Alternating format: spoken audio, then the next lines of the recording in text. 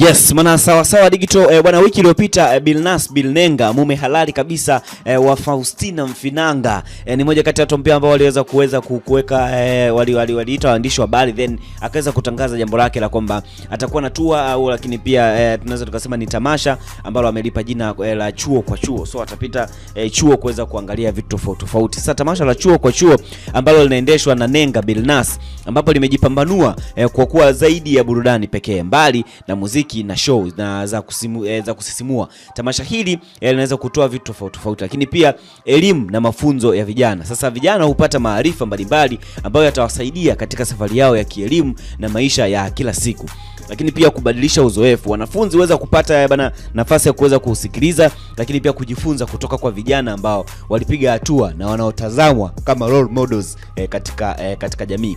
Sasa msaada wa moja kwa moja, msaada utakuwaje? Sasa washiriki na wageni ambao watakuwepo wanahamasishwa kutoa msaada wa aina tofauti tofauti kwa wanafunzi, kuanzisha ushauri lakini pia hadi fursa za kimaendeleo. Kwa ujumla, chuo kwa chuo sio tu sehemu ya burudani, bali pia ni jukwaa la kuhamasisha, kuelimisha na kuinua ndoto za watu au kuinua vipaji vya wanafunzi wa vyuo vikuu kutokea hapa Tanzania. So nimemuelewa sana Billnass kwa kitu hichi ambacho anakuwa anakifanya, kwamba katika tamasha hili huenda wakawa na celebrities wakubwa kama ni wasanii wa Bongo Flavor, wasanii wa Bongo Movie, labda wachezaji pia, kwa sababu kwenye clip pia kumeonekana kuna masuala mazima ya mipira nini, lakini pia wachekeshaji. So watu hao wote atakuwa na waunganisha na wanavyuo. So wanavyuo pia wataweza kupata fursa au kuweza kupata nafasi ya kuweza kukutana labda na wasanii ambao walikuwa na ndoto zao kukutana nao, either kwenye Bongo Movies, lakini pia kwenye muziki, bila kusahau comedy. So kuna ubadilishanaji wa mawazo pale,